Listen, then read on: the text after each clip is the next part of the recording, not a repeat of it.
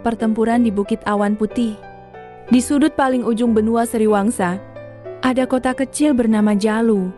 Kota itu selalu terbungkus awan abu-abu sepanjang tahun. Dulu, Jalu penuh warna dan nyawa. Tapi semenjak Raja Mahakala pergi hilang 10 tahun yang lalu, kegelapan dan kesedihan meliputi setiap sudutnya. Di pinggiran kota, ada seorang pemuda yang tinggal di gua kecil dekat sungai. Dia tidak ingat nama dirinya, hanya ingat bangun di tepi sungai dengan luka di kepala dan sehelai kain biru tua yang terikat di pinggang. Orang-orang kota memanggilnya Sakti, karena meskipun lupa nama, dia punya kekuatan luar biasa, bisa angkat batu besar dengan mudah, bisa menyembuhkan hewan yang terluka. Setiap pagi, Sakti akan pergi ke ladang petani untuk membantu. Setiap malam, dia akan duduk di tebing, melihat bukit awan putih gunung tertinggi di sekitarnya yang selalu tertutup awan putih tebal. Orang-orang bilang, di puncak bukit itu ada istana yang dihuni makhluk gaib yang menyihir Raja Mahakala pergi. Tapi tidak ada yang berani mendekatinya, karena siapapun yang mencoba akan menghilang tanpa jejak. Suatu hari, seorang gadis bernama Siti Lestari datang ke Gua Sakti. Dia adalah putri Raja Mahakala yang menyembunyikan diri setelah ayahnya hilang. Dengan suara lembut, tapi tegas, dia berkata, "Aku tahu kamu bukan orang biasa. Di kain biru yang kau pakai, ada tanda-tanda keluarga kesatria terhebat Sriwangsa, keluarga bintang malam." Sakti melihat kainnya. Di sudutnya, memang ada gambar bintang yang menyala lembut. Dia merasakan getaran di dada, seolah sesuatu yang lama terpendam mulai bangun. "Apa artinya ini?" tanyanya. "Kamu adalah putra tertua Raja Mahakala Kesatria, bintang malam yang harus menyelamatkan ayahmu dan kota Jalu," jawab Siti Lestari. "Tetapi untuk itu, kamu harus naik ke Bukit Awan Putih dan mengalahkan sang penyihir. Tapi ingat, bukit itu bukan cuma tempat pertempuran, tapi juga tempatmu menemukan kembali nama dan masa lalumu." Sakti terdiam. Selama ini dia merasa hilang. Tapi sekarang ada tujuan yang jelas. Dengan nada tegas, dia berkata, "Baiklah, aku akan naik ke bukit itu, bahkan jika itu berarti mengorbankan diriku." Esok paginya, Sakti berangkat dengan persiapan sederhana. Seikat nasi, air, dan sebatang tongkat yang dia buat dari kayu pohon beringin. Siti Lestari menyertainya sampai tepi hutan yang menghalangi jalan ke bukit. "Hutan ini bernama hutan bayangan yang membicara," katanya. "Setiap pohonnya punya cerita, dan beberapa akan mencoba menghalangi jalanmu. Ingat, dengarkan hatimu, bukan kata-kata yang menyakitkan." Setelah bersalaman, Sakti memasuki hutan. Udara di dalamnya dingin dan lembab. Bunyi daun yang bergoyang seolah seperti suara orang yang berbisik. Tiba-tiba, pohon yang besar dengan batang berwarna hitam mulai berbicara. "Kamu tidak akan pernah berhasil. Kau hanyalah pemuda yang lupa nama. Tidak pantas jadi kesatria." Sakti merasa jengkel. Tapi dia ingat kata Siti Lestari. Dia berjalan terus, tidak membalas. Tapi pohon lain mulai bergabung. "Ayahmu sudah mati. Kau hanya menyia-nyiakan waktu. Kota Jalu itu sudah hilang. Jangan buang tenaga." Suara-suara itu semakin keras, sampai Sakti merasa kepalanya pusing. Dia berhenti, duduk di atas batu, dan menutup mata. Dia mendengarkan getaran di dada, getaran dari bintang di kainnya. Lalu, dia mendengar suara lain. Suara yang lembut dan hangat. "Kamu adalah yang kau pilih jadi. Nama tidak penting. Apa yang penting adalah apa yang kau lakukan." Suara itu berasal dari pohon beringin kecil di sampingnya. Sakti membuka mata dan melihat pohon itu. Di akarnya, ada sebilah pedang yang tertanam di batu. Pedang itu punya gagang yang dibuat dari emas, dan mata pedang yang menyala seperti bintang. Dia mencoba menariknya, dan dengan mudah, pedang itu terlepas dari batu.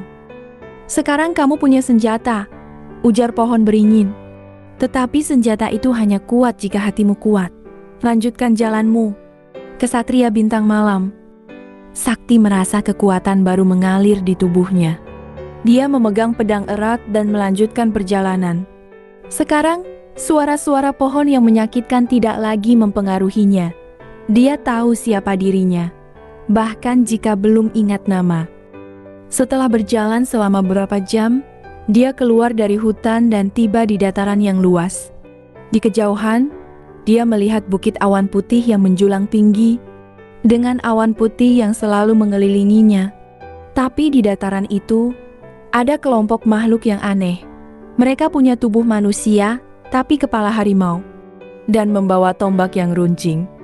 Mereka adalah pasukan harimau abu yang melindungi jalan ke bukit. "Siapa yang berani memasuki wilayah kita?" teriak pemimpin mereka, yang kepalanya lebih besar dari yang lain. "Aku adalah sakti yang akan naik ke bukit awan putih untuk menyelamatkan Raja Mahakala dan kota Jalu," jawab sakti dengan tegas. Pasukan harimau abu tertawa.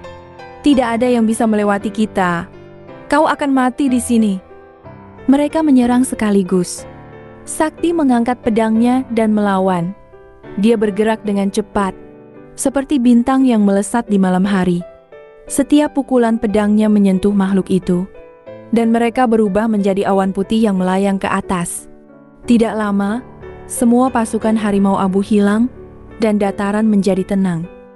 Sakti merasa lelah, tapi dia tahu dia tidak bisa berhenti. Dia melanjutkan jalan ke kaki bukit. Di kaki bukit awan putih, ada jalan tangga yang panjang dan curam, dibuat dari batu putih. Setiap anak tangganya licin, dan awan putih tebal membuatnya sulit melihat jalan ke depan. Sakti memulai naik. Setiap langkahnya membutuhkan kekuatan besar.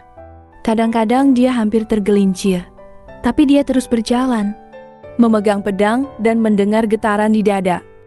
Setelah naik selama setengah jam, dia bertemu dengan seorang wanita yang berdiri di tengah tangga. Wanita itu cantik, rambutnya berwarna emas, matanya berwarna biru seperti laut. Dia mengenakan gaun putih yang terbuat dari awan. "Kau adalah kesatria bintang malam, Sakti," ujar wanita itu dengan suara yang indah. "Aku adalah Dewi Awan Putih yang melindungi bukit ini. Aku tahu maksudmu, tapi sebelum naik lebih tinggi, kamu harus melewati uji coba pertamaku, uji coba kebenaran." "Dari apa uji coba itu?" tanya Sakti. "Wahai pemuda yang lupa nama," katanya, "kamu harus menjawab pertanyaan ini. Apa yang membuatmu menjadi kesatria? Adakah itu pedangmu, kekuatanmu, atau sesuatu yang lain?" Sakti berpikir sejenak. Dia melihat pedangnya, lalu memikirkan perjalanan yang sudah dia lewati.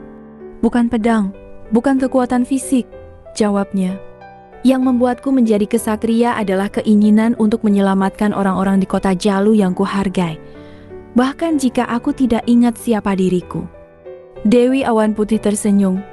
"Jawabanmu benar. Sekarang, kamu bisa lanjut. Tapi ingat, uji coba berikutnya akan lebih sulit." Dia menghilang, dan jalan tangga menjadi lebih jelas. Sakti melanjutkan naik. Setelah beberapa saat, dia tiba di tempat yang lebar di tengah tangga. Di situ, ada seorang pria yang besar. Tubuhnya berotot, wajahnya buram. Dia membawa 2 pedang yang besar. "Aku adalah prajurit bayangan yang melindungi istana di puncak," ujar pria itu. "Uji coba keduamu adalah uji coba kekuatan. Kau harus mengalahkanku jika ingin melanjutkan." Tanpa menunggu jawaban, prajurit bayangan menyerang. Sakti melawan dengan sekuat tenaga. Pertempuran ini jauh lebih sulit dari pertempuran dengan pasukan harimau abu. Prajurit bayangan bergerak dengan cepat dan kuat. Setiap pukulan pedangnya membuat tanah berguncang. Sakti mulai kewalahan. Dia terluka di lengan dan kaki. Napasnya mulai pendek. Tapi dia tidak mau menyerah. Dia memikirkan kota Jalu, memikirkan Siti Lestari, memikirkan ayahnya yang hilang. Lalu, dia merasakan pedangnya menyala lebih terang, dan kekuatan baru mengalir di tubuhnya. Dia melompat ke atas dan memberikan pukulan terkuatnya ke arah prajurit bayangan. Pedangnya mengenai dada pria itu, dan dia berubah menjadi cahaya yang menyala, lalu hilang. Sakti berbaring di tanah, lelah dan terluka. Tapi dia tahu dia sudah melewati uji coba kedua. Dia berdiri kembali, menyeka darah dari wajahnya, dan melanjutkan naik ke puncak bukit. Setelah naik selama beberapa saat lagi, Sakti akhirnya tiba di puncak Bukit Awan Putih.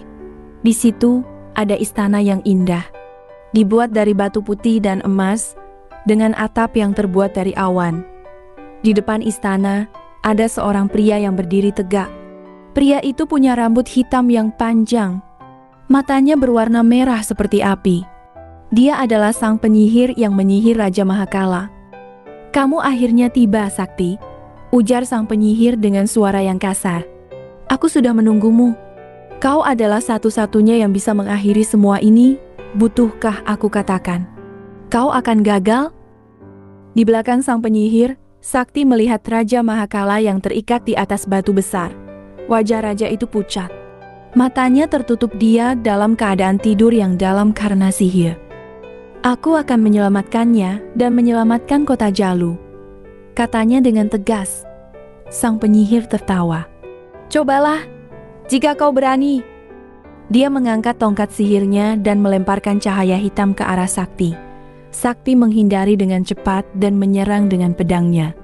Pertempuran yang sesungguhnya dimulai. Cahaya hitam dan cahaya bintang saling bertemu di udara, membuat langit berubah warna. Sang penyihir punya kekuatan yang luar biasa. Dia bisa membuat bayangan yang hidup, melemparkan petir, dan mengubah bentuk apapun menjadi sesuatu yang mengerikan. Tapi Sakti tidak kalah. Dia menggunakan pedangnya dengan cerdas. Setiap pukulannya membuat sang penyihir mundur. Selama setengah jam, mereka bertempur. Tanah puncak bukit berguncang. Awan putih menjadi merah dan hitam karena benturan kekuatan. Sakti semakin lelah. Luka-lukanya semakin banyak. Tapi dia terus melawan. Karena dia tahu ini adalah satu-satunya cara untuk menyelamatkan kota dan ayahnya. Tiba-tiba, sang penyihir melihat kesempatan. Dia melemparkan tongkat sihirnya ke arah Raja Mahakala, ingin membunuhnya sebelum Sakti bisa menyelamatkannya. Sakti melihat itu dan melompat ke arah raja, membahayakan dirinya sendiri untuk melindunginya. Tongkat sihir menyentuh punggung Sakti. Dia merasakan rasa sakit yang luar biasa. Tapi pada saat yang sama, dia merasa sesuatu yang lama terpendam di kepalanya mulai terbuka. Dia ingat semua hal. Nama dirinya adalah Raden Bintang Sakti. Dia adalah putra tertua Raja Mahakala. Dan dia pernah berjanji untuk melindungi kota Jalu. Dia berdiri kembali dengan mata yang menyala seperti bintang. Pedangnya menyala dengan terang yang luar biasa, seolah-olah menyala dari matahari sendiri. "Aku adalah Raden Bintang Sakti, kesatria keluarga Bintang Malam," teriaknya dengan suara yang penuh kekuatan. "Dan aku akan mengakhiri sihirmu sekarang." Dia melompat ke atas dan memberikan pukulan terkuatnya ke arah sang penyihir. Pedangnya mengenai tongkat sihirnya, dan tongkat itu hancur menjadi serpihan. Sang penyihir merasakan kekuatannya hilang, dan dia berubah menjadi awan hitam yang melayang ke atas, lalu lenyap. Segera setelah sang penyihir hilang, sihir pada Raja Mahakala hilang. Dia membuka mata dan melihat Raden Bintang Sakti. Dengan suara lembut, dia berkata, "Anakku, aku tahu kamu akan datang." Keduanya memeluk, dan air mata bahagia mengalir di wajah mereka. Di saat yang sama, awan putih di bukit itu mulai hilang, dan matahari muncul untuk pertama kalinya dalam 10 tahun. Cahaya matahari menyinari kota Jalu, dan warna-warna kembali ke kota itu. Orang-orang keluar dari rumah mereka, bersorak bahagia karena raja dan kesatria mereka telah kembali. Raden Bintang Sakti dan Raja Mahakala turun dari Bukit Awan Putih dan kembali ke kota Jalu. Siti Lestari dan semua warga menyambut mereka dengan penuh kegembiraan. Mereka mengadakan pesta yang meriah selama 3 hari 3 malam, merayakan kembalinya kebahagiaan dan keamanan. Setelah pesta berakhir, Raden Bintang Sakti menjadi kesatria utama kota, melindungi warga dari bahaya apapun. Raja Mahakala memerintah kembali dengan adil dan penuh kasih. Kota Jalu menjadi kota yang makmur dan bahagia lagi. Dan Bukit Awan Putih menjadi tempat yang disucikan, di mana orang-orang datang untuk berdoa dan mencari petunjuk. Setiap malam, Raden Bintang Sakti akan duduk di tebing, melihat bintang-bintang di langit. Dia tidak akan pernah lagi lupa nama dirinya atau masa lalunya. Dia tahu bahwa perjalanannya ke Bukit Awan Putih bukan hanya untuk menyelamatkan ayahnya dan kota Jalu, tapi juga untuk menemukan kembali dirinya sendiri. Dengan nada lembut, dia berkata kepada Siti Lestari suatu malam, "Kesatria bukanlah orang yang tidak takut. Kesatria adalah orang yang berani melangkah maju meskipun takut untuk melindungi yang lain." Siti Lestari tersenyum. "Dan kau adalah kesatria yang terhebat yang pernah aku kenal, Raden Bintang Sakti." Mereka berdiri bersama, melihat kota yang terang benderang di bawah mereka,